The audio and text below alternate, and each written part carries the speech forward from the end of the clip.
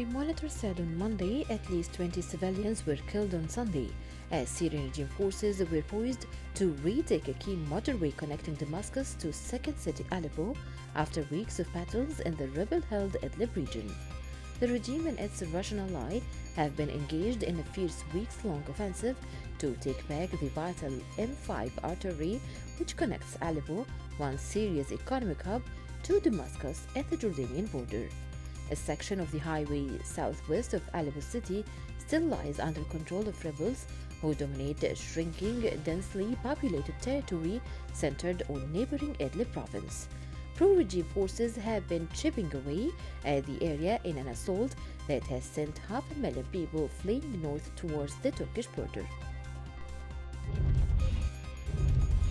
The United States has signaled to Iraq its willingness to extend sanctions waivers enabling the country to continue importing vital Iranian gas and electricity imports, 3 Iraqi officials said this week, a move that would be a key test of Baghdad-Washington ties.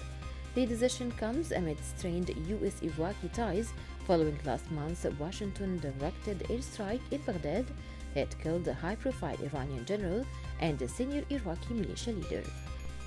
A previous waiver granted in October is set to expire on February 13th. The 3 officials said the U.S. State Department, which issues such waivers, has conveyed its readiness to extend the waiver for another 3 months if Iraq is able to formulate a timeline by the end of the week. The head of the World Health Organization has warned that confirmed cases of coronavirus being transmitted by people who have never traveled to China could be the tip of the iceberg. His remarks came as members of a WHO-led international expert mission flew to China on Monday to help coordinate a response to the outbreak that has so far infected more than 40,000 people and killed 908 in the country. While the virus spread outside China appeared to be slow, he said that it could accelerate. The organization said in recent days there had been some stabilizing in the numbers of new cases of coronavirus in China, but the UN agency cautioned it was too early to say if the virus had peaked. Workers began trickling back to offices and factories around China on Monday as the government eased some restrictions on work and travel in the wake of the coronavirus epidemic that has now killed more than 900 people, mostly on the mainland.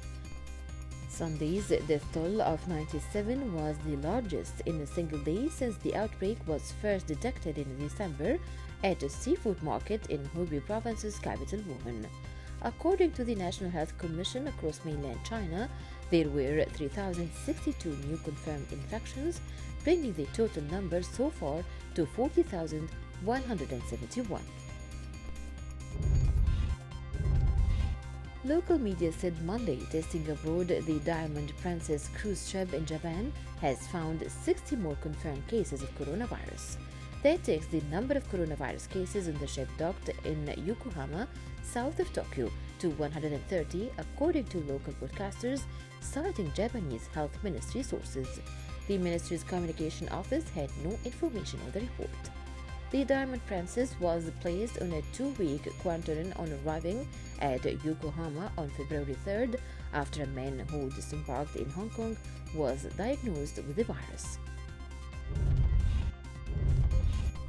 The United Kingdom on Monday declared the new coronavirus a serious and imminent threat to public health, a step that gives the government additional powers to fight the spread of the virus. The Department for Health and Social Care said the Secretary of State declares that the incidence of transmission of novel coronavirus constitutes a serious and imminent threat to public health. It added measures outlined in these regulations are considered as an effective means of delaying or preventing further transmission of the virus.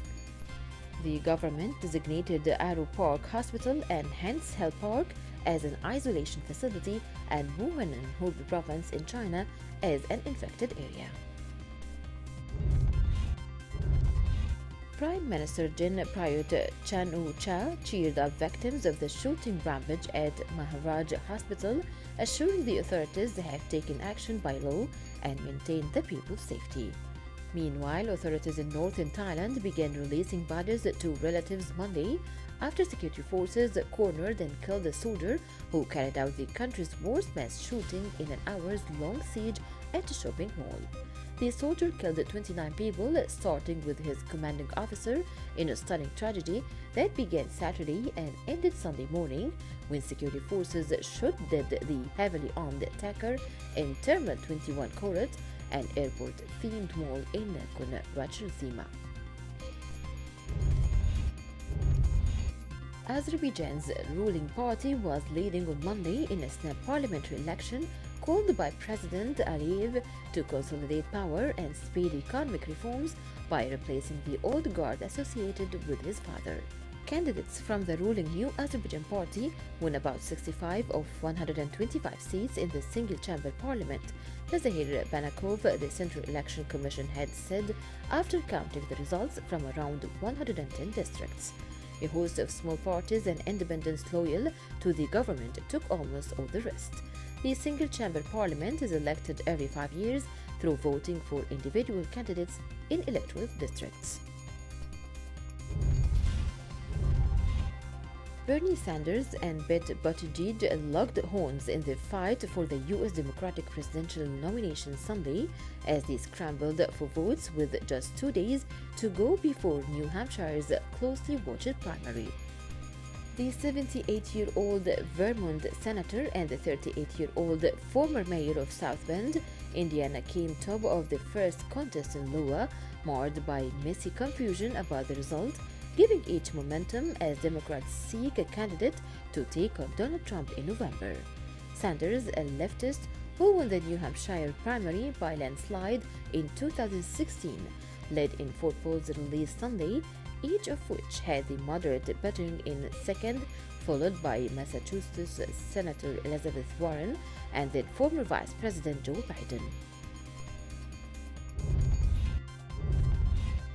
Hundreds of flights and train services were cancelled across northwest Europe on Monday as Storm Ciara swept in packing powerful winds after lashing Britain and Ireland, where tens of thousands of homes were left without power.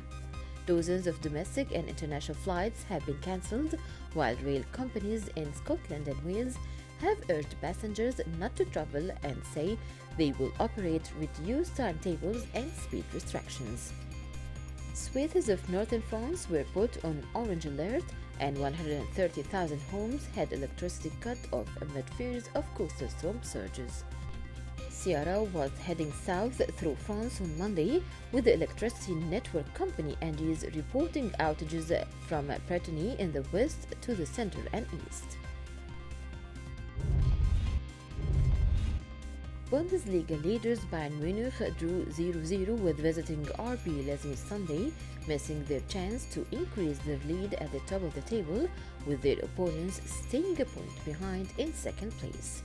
Bayern, top on 43 points, enjoyed possession in a dominant first half, but failed to score despite chances from Robert. Leipzig, without a win now in their last 4 games in all competitions, waited patiently for their chances, and they got them after the break, but both Marcel Sabitzer and Timo Werner fired wide to squander golden scoring opportunities. The HSBC Women's World Championship, scheduled to take place from February 27th till March the 1st at the Sentosa Golf Club, has been cancelled due to ongoing coronavirus situation. The Honda LPGA Thailand, which was to be held from February 20th till 23rd in Pattaya, will also not be played. This makes the HSBC tournament the most high-profile sports event in Singapore to be affected by the coronavirus issue thus far. Last week, the Ministry of Education announced the suspension of the National School Games till March, while some smaller sports events have been either cancelled or postponed.